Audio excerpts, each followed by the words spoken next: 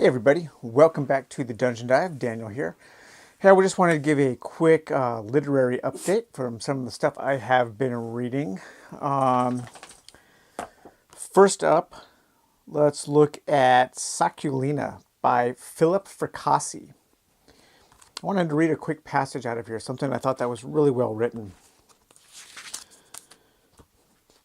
A feeling of emptiness washed over him, cleaned him out.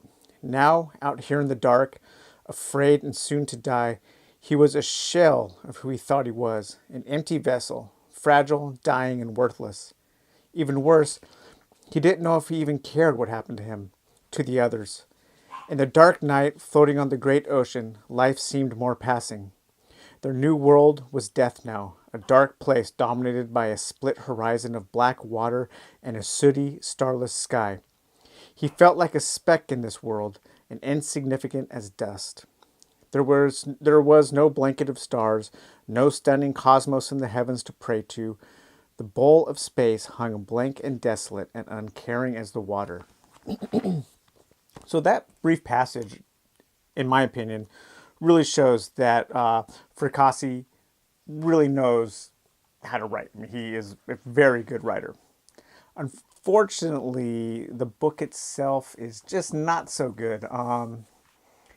It never really builds any kind of horrific tension in a really meaningful way. I mean, there is tension in the book, and there something does build, but it never has this kind of eruption of fear, of horror, of the dread of the situation that the characters find themselves in.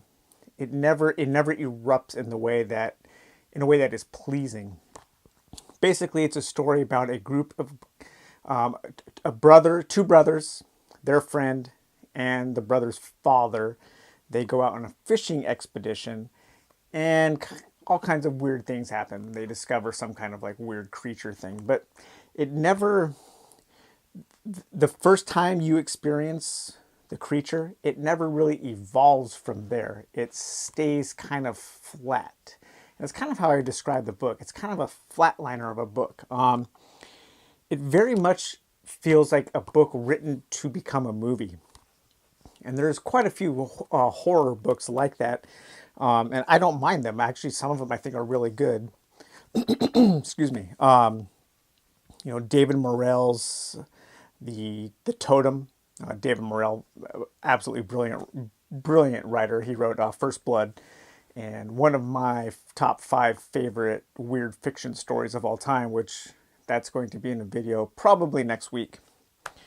His book, I think Jeff Long's book, Descent.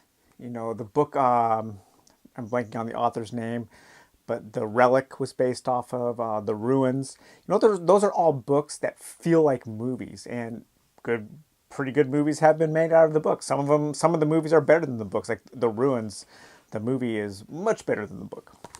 So this feels like that, and maybe it could be a good movie, but it would really need a director who is able to build some good tension.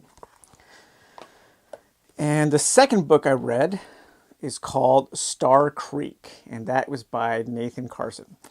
This, again, not great. However, I did like it I liked it more than Sakulina. And this has some really cool passages in it. Really some neat ideas, some interesting things.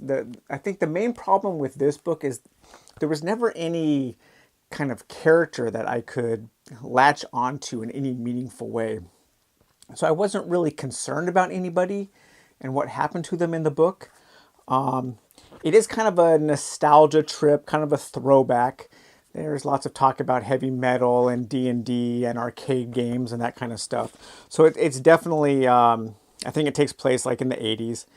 And so it definitely speaks to somebody my age. Those of us in our 40s right now, I think, might get a pretty big kick out of this book. It's not name droppy. I'm not talking like, it's not like the garbage of Ready Player One, where it's just like, oh, look at all this cool trivia I know. Nothing like that whatsoever. But it feels like it's trying to capture that same kind of feel as something like Stranger Things. Or the week I read this, I also watched Mandy, which is an absolute masterpiece. And this book and Mandy kind of made for an interesting duo, kind of a literary movie double feature. Not that they're very similar in execution or in their themes, but in the way that they're both kind of drawing upon a miss or a I don't want to. They're drawing upon a manufactured nostalgia, I would say. But there's some really neat stuff in here, some really weird stuff. It's just I never really felt like I didn't really care about what was going on, and that's not cool. And then I wanted to very quickly mention that last night I got to go and see Karen Joy Fowler and Ted Chiang give a talk in Seattle last night about kind of like their craft of writing, how they write. I've never had the pleasure to read Fowler, but I am definitely going to after hearing her talk. She really impressed me. She was very witty, thoughtful, and funny, and had a lot of, I thought, interesting things to say. Ted Chiang, of course, those of you who know Ted Chiang, he needs no introduction. His one collection, Stories of Your Life and Others, which the movie Arrival was based on the title story of this book. Probably the best writer of science fiction writing today, real science fiction, the fiction of ideas, the fiction of examining humanity through a fantastic lens that is unbridled by any kind of reality, although the lens focuses on reality in interesting ways.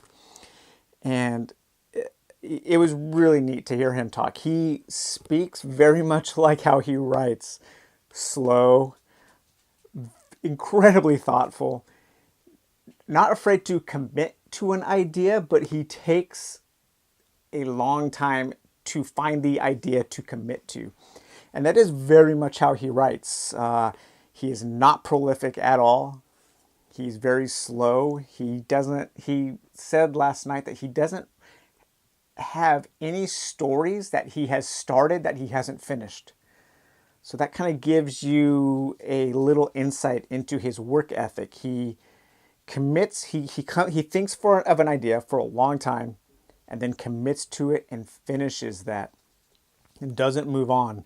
So I know a lot of writers and musicians, we have all kinds of unfinished things because just sometimes it's more fun to start something than it is to finish. Sometimes ideas just, we didn't let them gestate long enough for it to really congeal into something with weight and with meaning. But Ted Chiang is not that kind of guy. And he actually announced, I'm sure other people know, but he's got a new collection coming out next year. So that's going to be great. And then lastly, tonight, so I'm kind of feeling the urge to read some fantasy. It's been a little while since I've read some good fantasy. And so I'm going to detour from the weird fiction, except for I am going to do a my top 5 favorite weird fiction stories coming up soon. But I am going to start reading some of this. I just got it. The new collection, or it's a new release of old stories. The first omnibus of Gotrek and Felix. The classic Warhammer old world duo of the Troll Slayer and his human friend. I've actually only ever read one of these stories growing up, and I don't even remember which one. So this first omnibus contains the 3 novels, Troll Slayer, Skaven Slayer, and Demon Slayer. And then it contains, 5 short stories. A Place of Quiet Assembly, Bloodsport, Kin Eater, Mind Stealer, Death and Glory. I don't know if I'm going to read all of this at once. I'll probably just read Troll Slayer because I've always wanted to read that, and it's now back in print. Hallelujah. I'm super stoked that this is back in print.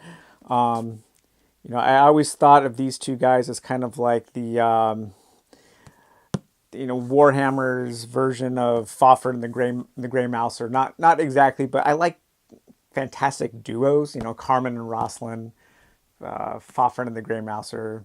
I like when there's two characters who are interesting, who can play off of each other's strengths and weaknesses and personalities. So super looking forward to that. And yeah, so that's it. I just wanted to give a quick literary update. And I hope you guys enjoyed it. And let me know if you have any recommendations for any Karen Joy Fowler stories or books you would like me to check out. Let me know, because I don't know. I had never even heard of her. And I try to... Some of my favorite science fiction is science fiction that science fiction fans complain about not being science fiction. Theodore Sturgeon, Dahlgren. Oh, it sounds like my wife is home. My dogs are going crazy. So her stuff is like that, and I don't know why I haven't heard of her. So a blind spot in my reading, and I'm going to check her out. So all right, guys, take it easy. Bye-bye.